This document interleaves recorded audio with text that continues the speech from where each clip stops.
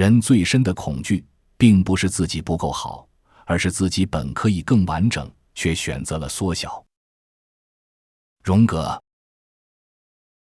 你有没有过这样的时刻，在某个饭局上，坐在你对面的人随口提起他刚从海外归来，手里正运作着一个千万级的项目，你端着杯子的手突然有点不知道该放在哪里，你想说点什么，却发现自己的声音莫名变得小了一些，像是生怕打扰了什么重要的东西。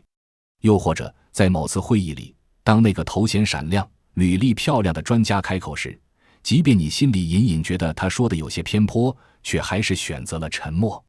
因为有一个声音在你心底低声说，人家那么厉害，我有什么资格反驳呢？这种感觉我太熟悉了。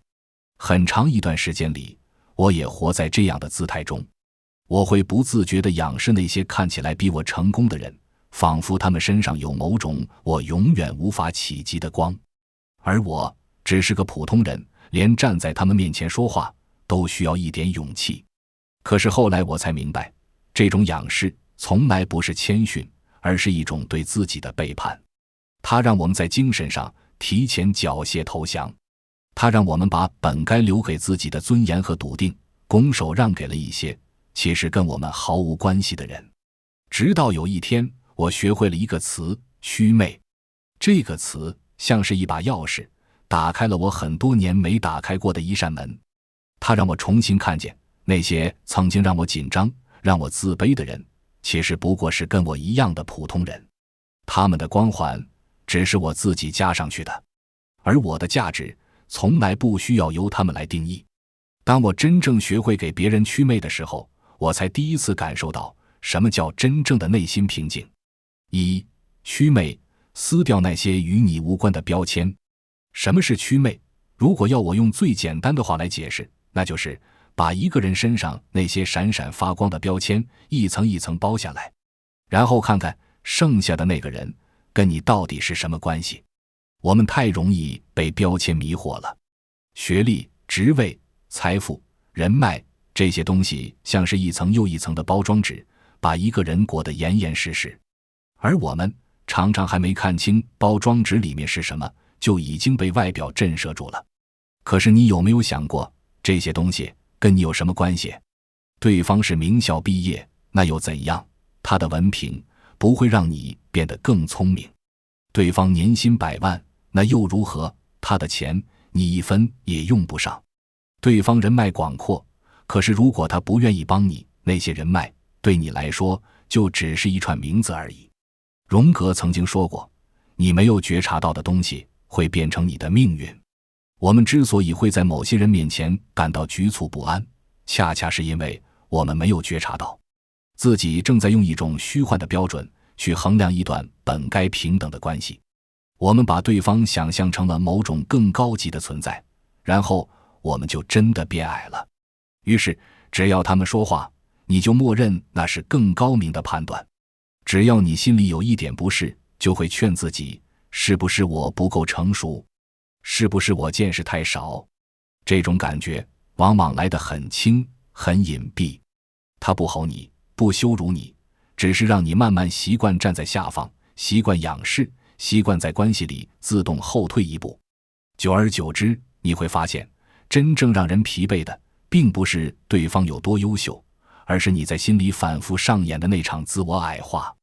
荣格曾说过一句话，人最深的恐惧，并不是自己不够好，而是自己本可以更完整，却选择了缩小。很多时候，我们面对所谓优秀者的紧张，本质上并不是敬佩，而是一种未经察觉的退让。你开始把别人的光环当成了衡量自己的尺子，而这正是内耗的起点。所以，祛魅这件事从来不是针对别人，他真正要处理的是你内心那个自动给他人加冕，却顺手剥夺了自己发言权的习惯。所谓祛魅，并不是否认别人的努力、才华或成就，更不是用傲慢对抗仰视，它更像是一种认知上的复位，把被你放得过高的人轻轻放回到一个普通人的位置，也把被你压低的自己慢慢拉回到应有的高度。当你真正开始这么做时，你会意识到一个很简单却常被忽略的事实：对方再优秀，那是他的生命轨迹，而你的人生并不会因为他的存在而自动升级。他学历再高，也不能替你思考；他年薪再多，也不能替你生活；他走得再远，也无法替你承担你该走的那段路。这并不是冷漠，而是一种清醒，一种终于把他人的成就和自我的价值分开的能力。斯多葛哲学里有一个反复出现的提醒：不要把不在你控制之内的东西当成你幸福的来源，而他人的光环、认可、地位恰恰都不在你的控制之内。一旦你无意中把这些东西当成了参照物，你就已经把自己的内心主权悄悄交了出去。你开始在关系中变得谨慎，甚至讨好。你开始害怕冲突，害怕被否定。你不是不敢反驳，而是觉得我好像没有资格。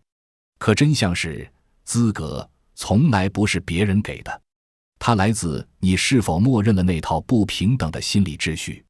当你意识到这一点，祛魅就不再是一句口号，而是一次安静却深刻的内在转身。你开始明白，他的优秀与你无关，同样，你的存在也无需向任何优秀的人证明。从这一刻起，一切关系才有了重新呼吸的空间。认为优秀的人是一种更高级的存在，这只是我们自己的想象。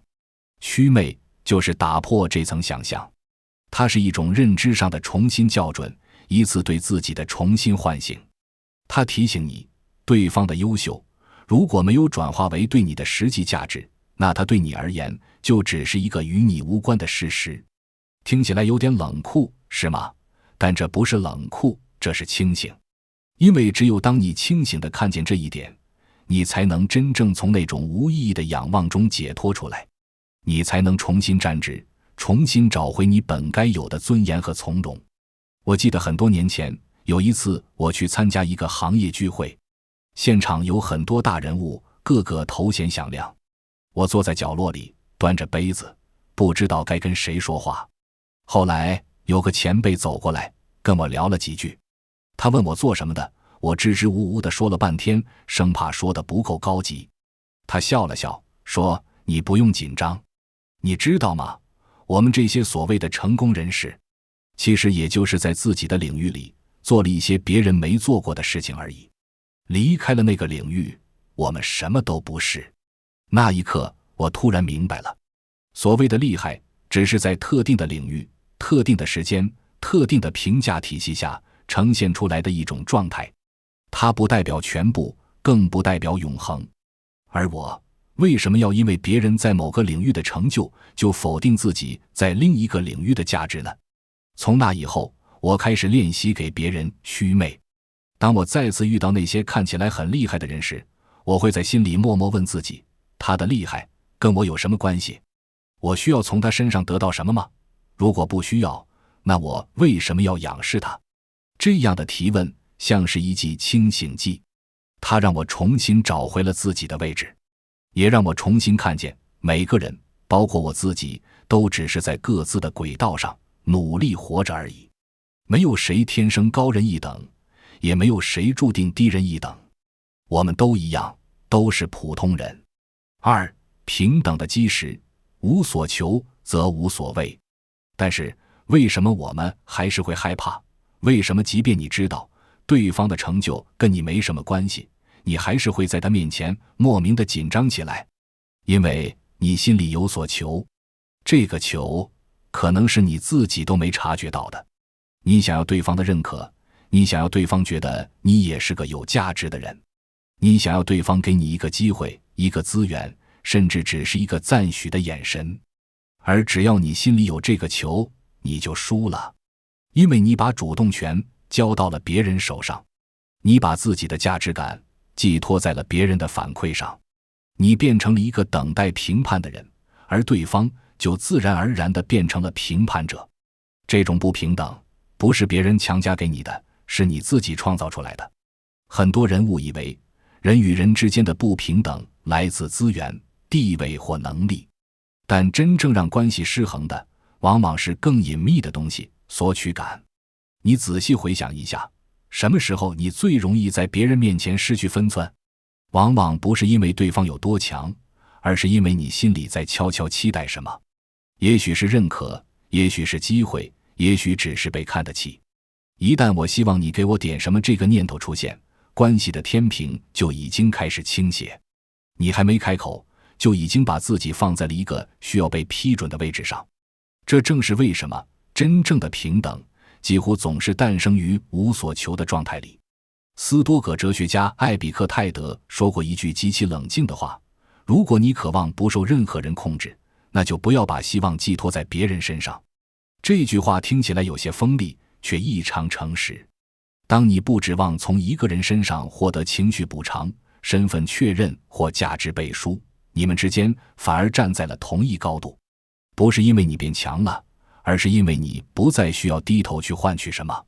无所求并不是拒绝关系，它只是意味着我的尊严不靠你的点头维持，我的价值不靠你的评价续命。这种状态下，你会发现一个奇妙的变化，你反而更敢靠近人了，因为你不再害怕失去。你知道，就算这段关系消失，你也依然完整。荣格在谈个体化时曾提到，一个人真正成熟的标志是他不再通过他人的目光来确认自己的存在。那是一种心理上的断奶，疼但必要。而大多数人一生的疲惫都来自没有完成这一步。他们不断在人群中寻找更高的人，希望通过靠近、模仿、依附来获得一种我也还不错的感觉。可问题是，借来的光从来不属于你，灯一灭，你还是会慌。所以祛魅的真正力量并不在于你看低了谁，而在于你终于停止向外借光，转而回到自己身上。你开始问自己一些更安静的问题：我真正认可的是哪种生活？哪些事是我愿意为之付出，不需要掌声的？当没有任何人注视时，我是否还能尊重自己的选择？这些问题没有标准答案，却一点点帮你长出一个稳定的内核。那是一种很朴素却极其牢固的自信，它不是我比别人强，而是我知道我在干什么。当你的根扎在这里，外界的风向就很难再把你吹歪。你会发现，真正让人心安的从来不是站在谁的阴影下，而是清楚地知道，我脚下这一步是我自己走出来的。艾比克泰德还说过的一句话：如果你把自己的幸福寄托在任何外在的事物上，那你就永远不可能获得真正的自由。这句话放在人际关系里同样适用。如果你把自己的价值感寄托在别人的评价上，那你就永远不可能在别人面前真正平等。我曾经就是这样的人，我太渴望被看见，太渴望被认可了。每次遇到那些看起来很成功的人，我都会拼命地想要表现自己，想要让对方觉得我也是个值得交往的人。可是越是这样，我越是紧张，因为我太害怕自己说错话，太害怕对方觉得我不够好。那种感觉就像是你站在一个评委面前，等待着他给你打分，而你已经提前在心里给自己打了一个很低的分数。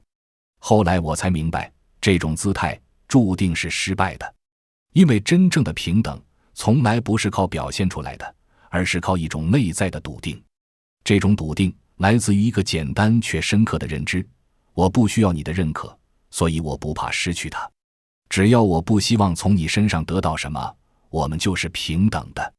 这句话我反复咀嚼了很久，才真正理解它的力量。它不是说你要拒绝一切帮助，也不是说你要对所有人都冷漠以对，而是说你要把自己的价值感从外界的评价中拿回来。你要明白，你是谁不取决于别人怎么看你，而取决于你自己怎么看自己。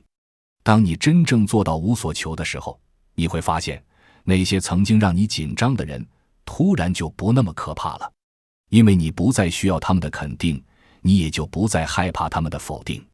你可以坦然地表达自己的观点，即便那个观点跟对方的观点完全相反。你可以平静地拒绝一些不合理的要求，即便对方看起来很重要。你可以在任何人面前做你自己，因为你知道你的价值不需要由别人来证明。我记得有一次，我去拜访一个业内的前辈，他很有名，做过很多大项目，很多人都想跟他建立联系。以前的我可能会在他面前小心翼翼地说话，生怕哪句话说得不对，惹他不高兴。但那一次，我突然意识到，我为什么要这样？我来见他，不是为了求他给我什么机会，只是想跟他聊聊，听听他的想法而已。如果聊得来，那很好；如果聊不来，那也没关系。这样一想，我整个人就放松了。我们聊了很久，我也没有刻意迎合他的观点。有些地方，我甚至表达了不同的看法。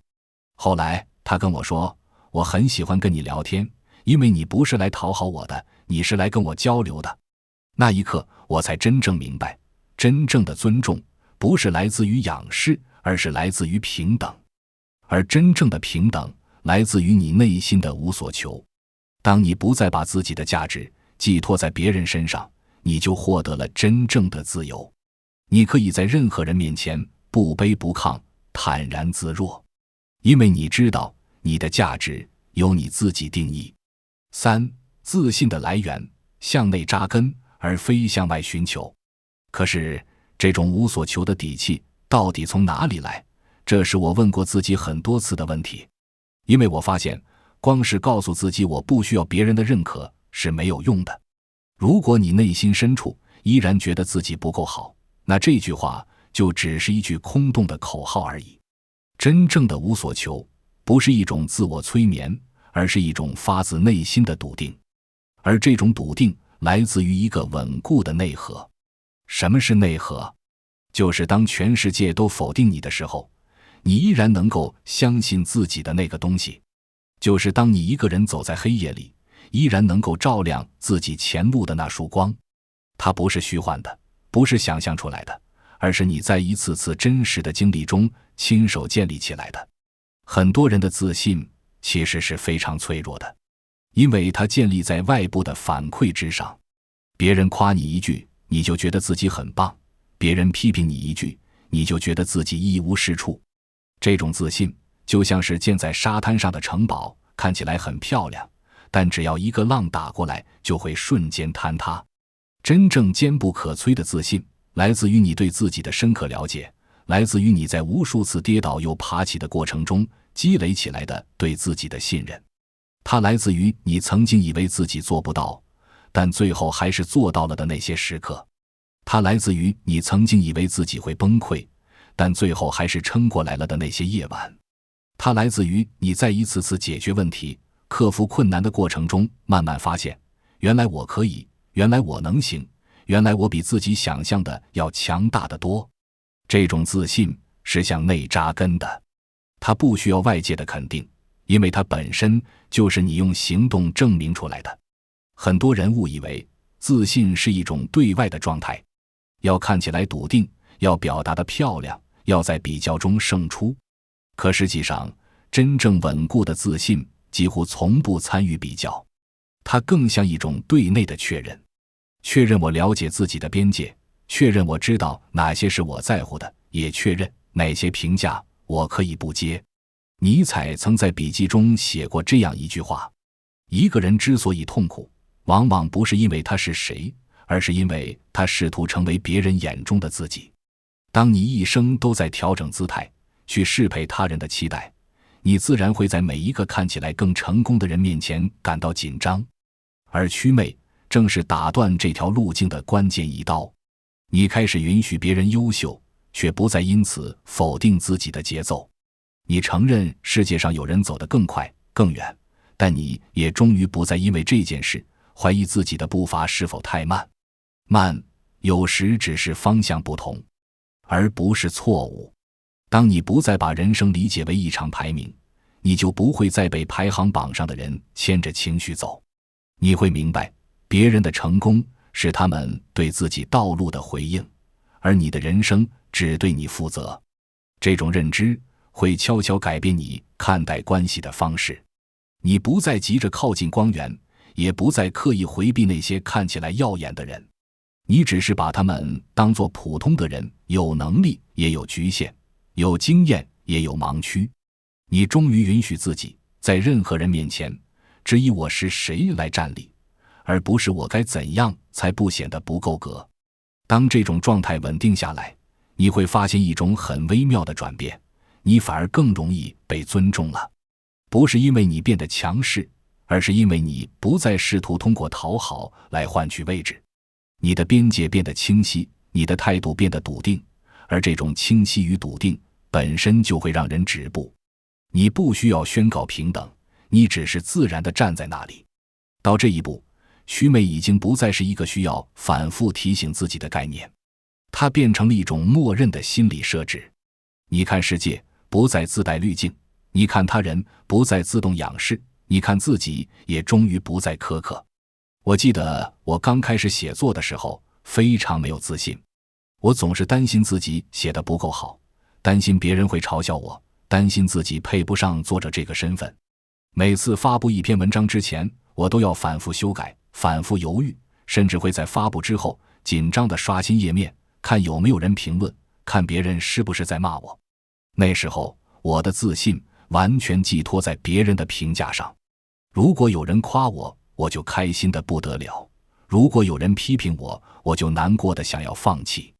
可是后来我写得越来越多，我开始慢慢发现，原来我可以把一个复杂的想法用文字清晰地表达出来，原来我可以通过写作帮助一些人看清自己的困惑，原来我可以在这个过程中找到属于自己的声音。这些发现不是别人告诉我的，而是我在一篇又一篇的写作中自己体会到的。慢慢的，我的自信开始从外界的评价转移到自己的能力上。我不再那么在意别人怎么说，因为我知道我有能力写出好的东西，即便这一篇写得不够好，我也有能力在下一篇中改进。这种自信是扎根在我内心深处的，它不会因为别人的一句批评就动摇，也不会因为别人的一句赞美就膨胀，因为它来自于我对自己的了解，来自于我对自己能力的信任。法国作家阿兰·德波顿曾经说过，焦虑往往来自于我们对自己的能力缺乏信心，而这种缺乏信心又常常源于我们从未真正考验过自己。是的，很多时候我们之所以不自信，不是因为我们真的不行，而是因为我们从未真正给过自己机会去证明自己可以。我们太习惯于向外寻求肯定，太习惯于用别人的眼光来评判自己，以至于我们忘记了真正的力量一直都在我们自己身上。所以，如果你想要建立真正的自信，如果你想要拥有无所求的底气，那你就必须学会向内扎根。你要去做一些让你感到害怕，但做完之后会让你感到骄傲的事情。你要去挑战一些你以为自己做不到的事情，然后在完成之后告诉自己，看，我可以。你要在一次次的行动中慢慢积累对自己的信任，慢慢建立起那个稳固的内核。当你拥有了这样一个内核，外界的评价就很难再动摇你了。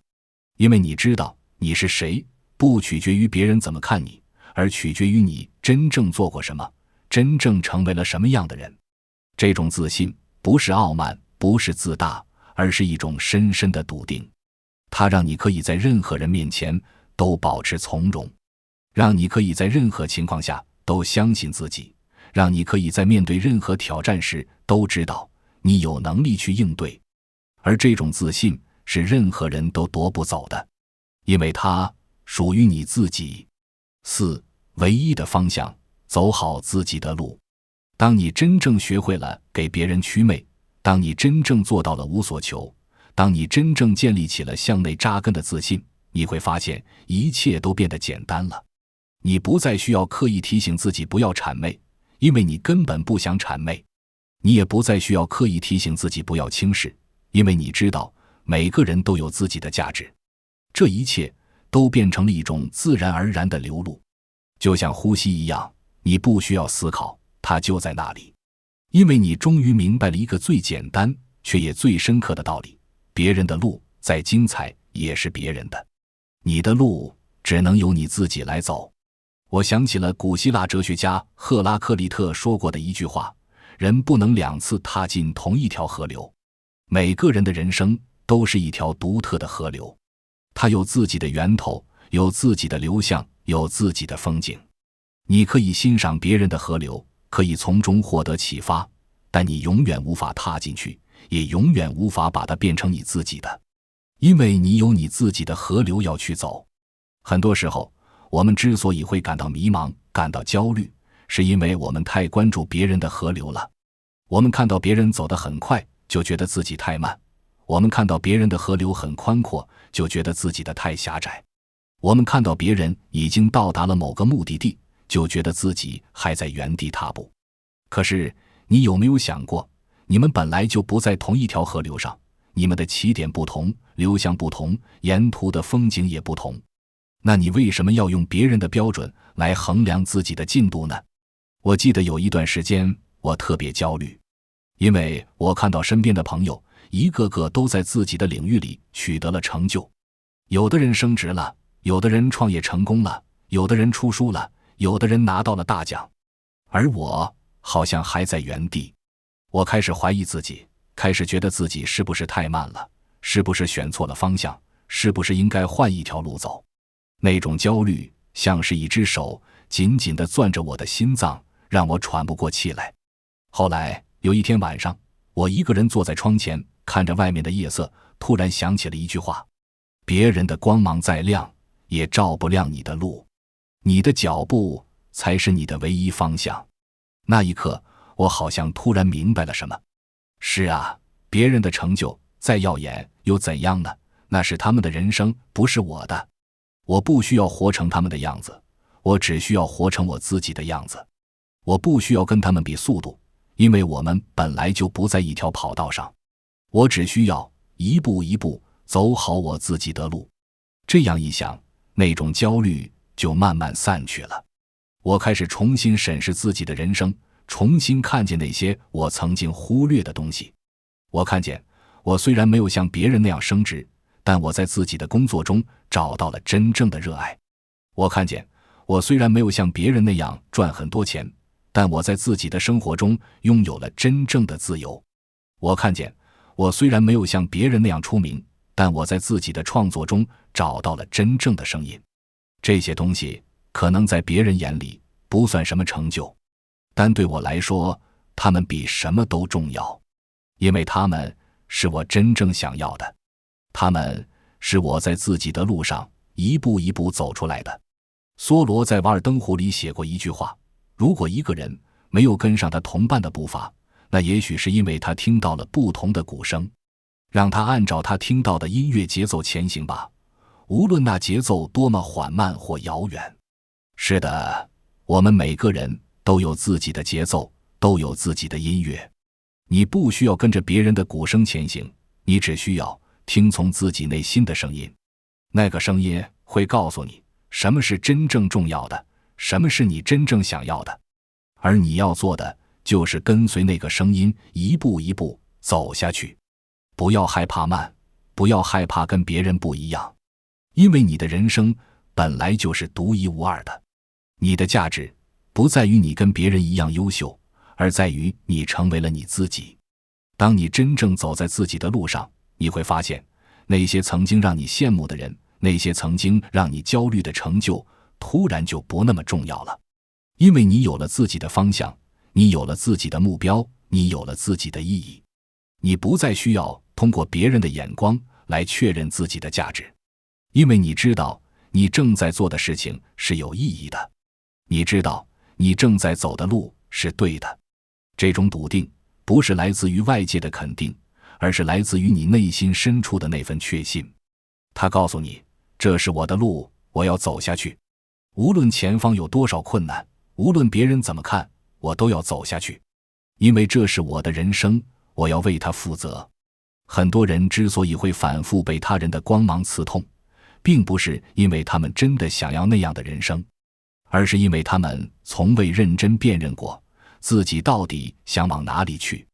当方向不清晰时，任何走得快的人都会让你焦虑。当内心没有坐标，任何看似成功的样本都会变成一面审判你的镜子。于是你开始怀疑，是不是我走错了？是不是我落后了？是不是我不够努力？可如果你停下来，真正问自己一次，你或许会发现，你并不是羡慕对方的生活本身，你只是羡慕他们看起来很确定。而确定感恰恰不是靠比较得来的，它来自你是否愿意为自己的选择负责。马可·奥勒留在沉思录中反复提醒自己，不要被他人的评价牵着走，专注于你此刻该做的事。在他看来，一个人最大的自由不是站得多高，而是内心不再被外界拉扯。当你真正开始走自己的路时，你会逐渐意识到，别人光芒再亮也照不亮你脚下的这一步。你只能靠自己的判断决定今天该往前还是该停下，该坚持还是该转弯。这听起来有些孤独，但这种孤独并不空洞，它更像一种成熟的安静。你不再期待被谁看见，也不再急着证明什么，你只是认真的生活，认真的承担后果，认真的修正方向。而当你这样走了一段时间之后，你会惊讶地发现，那些曾经让你紧张、自卑甚至失语的人，已经很难再撼动你了。不是因为他们不重要了，而是因为你终于有了一个更重要的参照物，你自己。到这里，不谄媚、不轻视这句话已经不再是一句需要提醒的原则，它变成了一种自然反应。你不会因为对方的地位而放低自己，也不会因为对方的普通而轻慢他人。你只是清楚，每个人都在为自己的人生负责，包括你。当你走到这里，你或许会突然理解，为什么祛魅从来不是看清世界，而是终于把世界放回它该在的位置，而你也终于站回了自己的人生中央。5. 真正的力量，不谄媚也不轻视。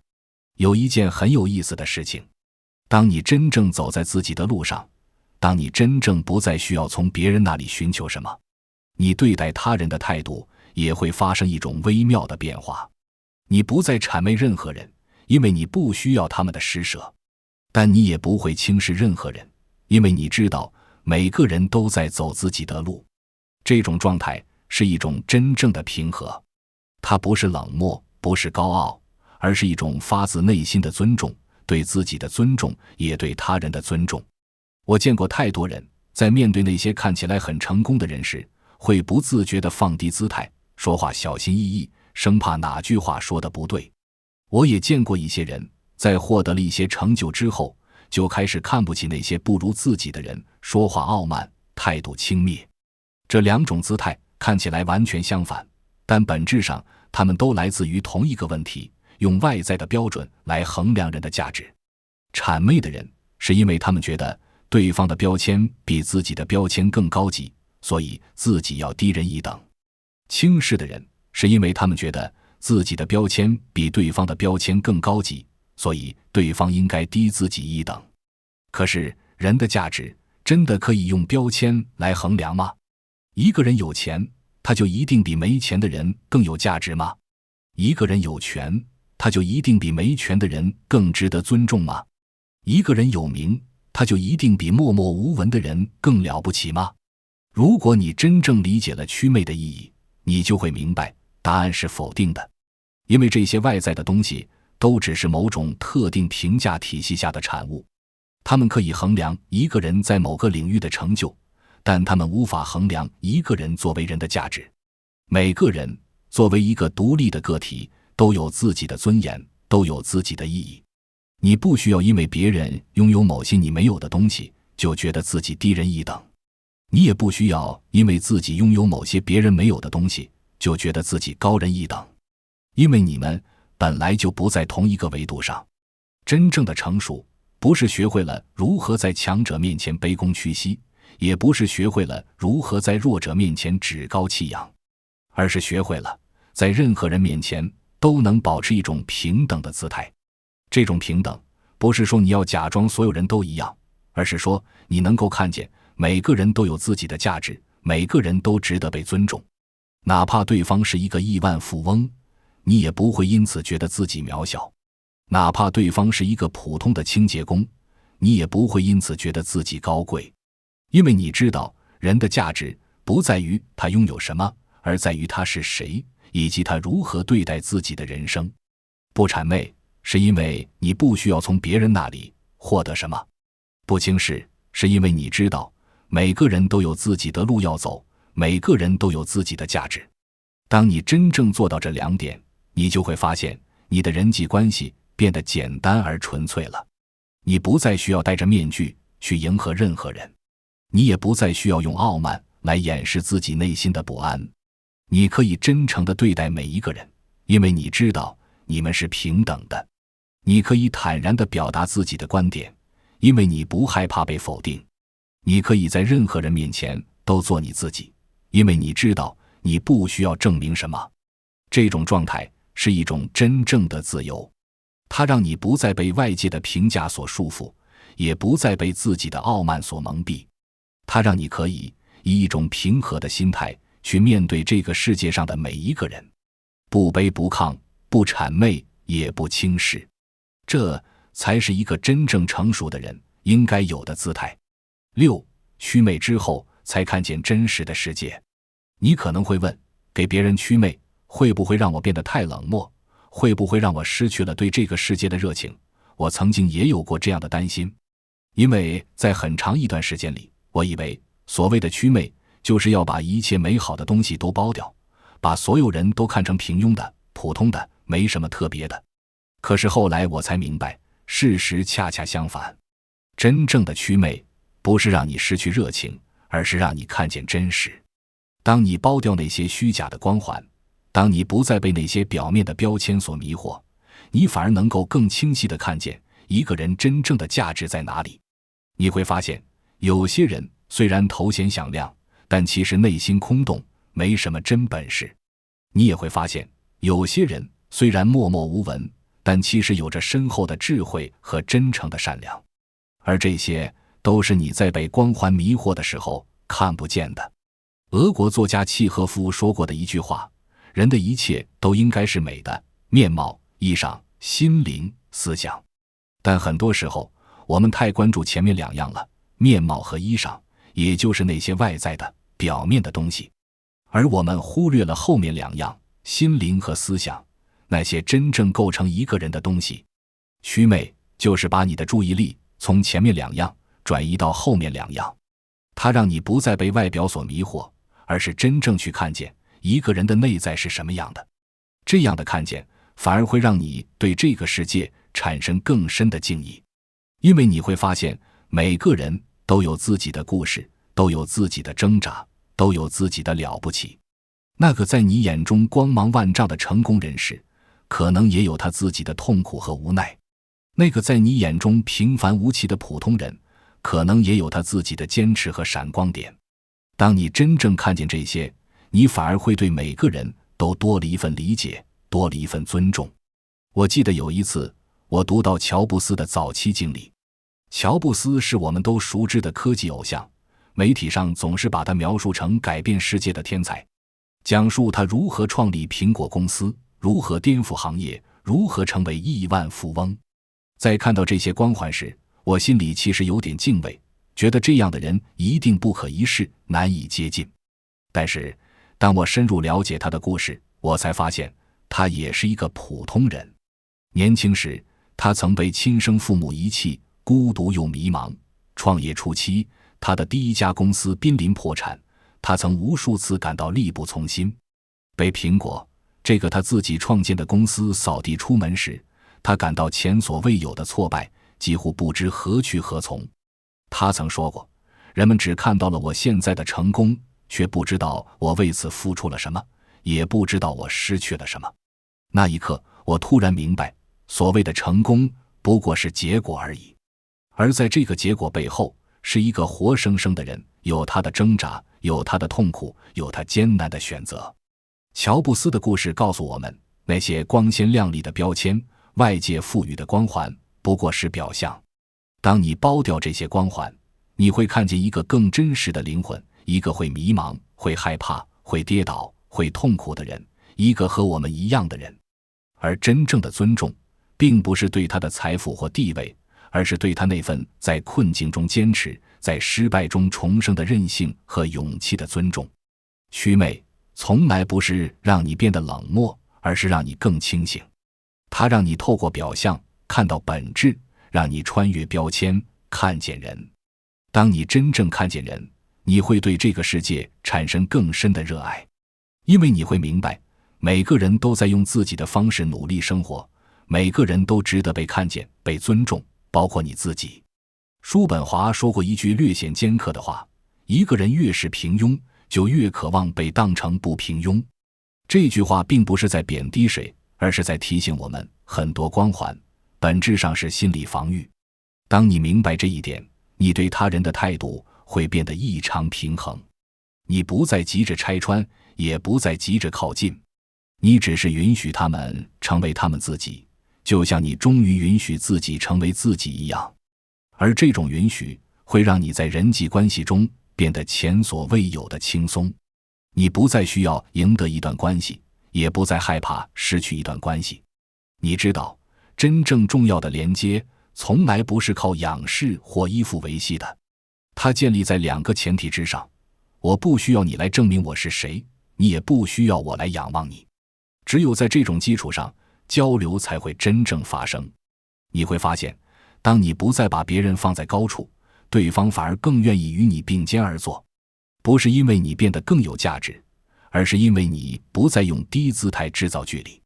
这时你才真正体会到，平等不是争取来的，而是你停止自我贬低的那一刻自然出现的状态。而这一切的起点，从来不是你看清了别人，而是你终于不再怀疑自己。看完今天的视频，希望你能明白，那些让你紧张的光环，很多时候是我们自己加上去的。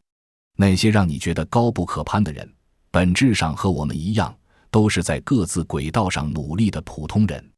祛魅不是让你变得冷漠，而是让你清醒。他人的优秀是他的人生，你的价值需要自己定义。从今天起，试着在心里问自己，他的厉害跟我有什么关系？我为什么要仰视他？慢慢找回内心的平等，专注走自己的路。如果你也有过被他人光环影响的经历，或者看完视频有了新的感悟，欢迎在评论区分享你的故事。